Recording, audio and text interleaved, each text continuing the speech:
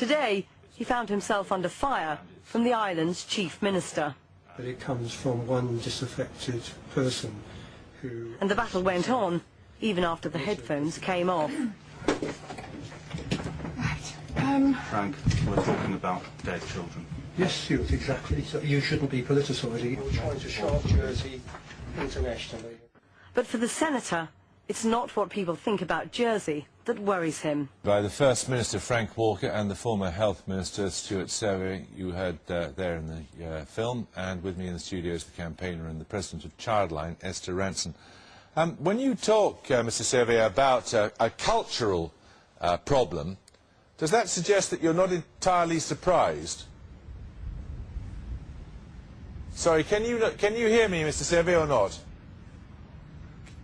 You're very faint, so could you repeat that, please? Yes, I'll repeat the question. Yes, when we heard you in that piece talking about a cultural problem in the way that childcare was dealt with in Jersey, does that suggest you're not surprised?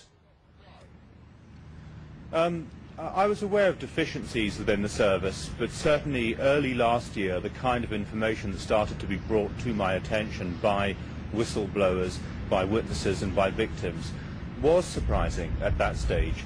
But as the year progressed, it became depressingly familiar, which is why, unfortunately, I wasn't truly shocked to learn of the events here. Do you have a view about why there could have been that cultural problem on Jersey? It's absolutely clear that the island's authorities, that its child welfare, child protection apparatus has failed systemically over a period of decades. That much is plain, it's undeniable. Personally, I think that's happened because of the absence of proper checks and balances in the island. For example, there's a very unhealthy overlap between the legislature and the judiciary, and even within the departments of government. People who are really supposed to be kind of overseeing and regulating each other are basically friends. They know each other. They work in the same building, often from the same offices. So there isn't really the kind of independent, rigorous oversight of these systems, which I think goes quite a long way to explaining why the system has failed to protect these children. Mr Walker, that's a pretty damning indictment, isn't it? It is, but you should remember it comes from one of 53 members of our Assembly, one disaffected member who has publicly stated that his ambition is to bring down the government and the judiciary of Jersey, the whole establishment as he would call it, and who incidentally was personally responsible for the care of our children in Jersey for 8 years. You see, as against that, Mr Walker, hang on, yes, I understand your point, but against that we have to set your own comment that we saw just a moment ago in response to the remark we are talking about dead children. You said we're trying to promote the international image of Jersey. Mr Paxman, I said no such thing. We just heard you say it in the radio studio. No, Mr Paxman, you have not heard me say anything remotely approaching that in connection with this hideous and horrible situation that Jersey now finds itself in. Far from it. The words precisely were is to support the police. Mr Walker, I'll just remind you, you obviously didn't hear the piece. We are trying to show off Jersey internationally was what you said in that radio studio. The viewers heard it, perhaps you didn't. Mr Paxman, I said no such thing today whatsoever. Okay. What I said All right, was I'm going to bring in Esther Ranson here. You presumably did hear that, did you?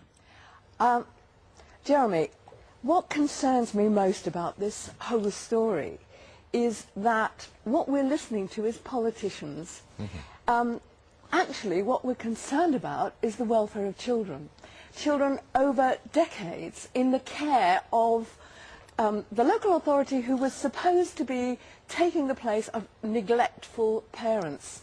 And what worries me so much is that a closed community, any closed community, be it the church, be it a boarding school, which I once had to investigate, can create a culture of abuse in which children are helpless to ask for protection. When you set up Childline, did you set it up in Jersey? What happened was we set it up UK-wide in 1986, and then the authorities in Jersey came to us and said, we're a bit concerned, we're such a small community, could we have a special line for our children, for our Jersey children, that you can answer in London? So we did that over a period of time.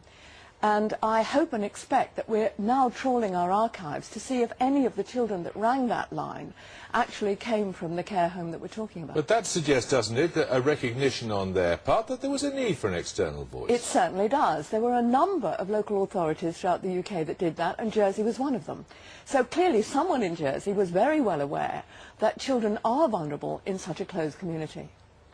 Senator Serve, when you have had allegations of difficulties, for example, there was one example cited in that piece we saw a moment or two ago, have you had the impression they've been treated seriously?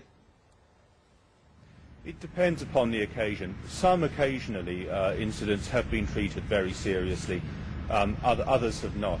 And certainly some instances that were serious and even recognised internally by various departments were not actually reported upon to the relevant authorities. Certainly I was put in touch with information by whistleblowers that was withheld from me as the minister for a long time. So there clearly has been a culture of cover-up here, and I agree absolutely with Esther Ranson. What matters here is the children, and I think what we have to do is recognise that we have failed, the system has failed in Jersey to protect vulnerable children for decades, and we've got to look at the systemic failures within our public administration that let that happen. You think the system has failed? Indeed, the system has failed. The community is a good community, good people in it, but I'm afraid the inherent structural weaknesses in our system of government and in our establishment have led us to this. Mr Walker, that's a pretty serious accusation that there's been a structural failure of the system there. Well, there is no evidence to support that, and let me say that Jersey has a record here of being a very law-abiding community, and a record going back centuries of democratic government and of prosecuting offenders vigorously in our courts, and that's exactly what we will do in this situation. Esther Ranson, hang on just a second, Mr Walker. Esther Ranson wants to ask you something. Go on. Mr Walker, can I just say to you that when a child is suffering in the way these children suffered, in a culture of abuse, in an institution where they have nowhere to turn because they think everybody working within that institution knows what's going on and is conspiring to keep them silent, using any means. We've heard about punishment, intimidation and so on. What has to happen is the whole community has to be very aware that they have got to look after those children. You've got to let fresh air in. You've got to let visitors in. You've got to set up a specific system that allows those children to disclose. It's not about whether Jersey is a wonderful place, because I'm sure it is. It's not about whether Jersey people are law-abiding. It's about paedophiles and child abusers seeking out the most vulnerable children and silencing them while they do these terrible crimes. Mr Walker? Esther, I agree entirely, but we're looking back here at situations 30 or 40 years ago. Nevertheless... That doesn't minimise them, does it? No, of course it doesn't, but that's what I'm saying. Jersey will bring anyone who has perpetrated one of these horrible crimes and who may have conspired in a cover-up. We will bring them vigorously to justice, and they will feel the full weight of our courts, which is equally weighty to that in the UK. All right, gentlemen, and Esther... OK, I'm sorry, we must end it there. Thank you both, and thank you, Esther Ranson, very much. Just to clarify, the Jersey Chief Minister's exact words were, "You're trying to shaft Jersey internationally."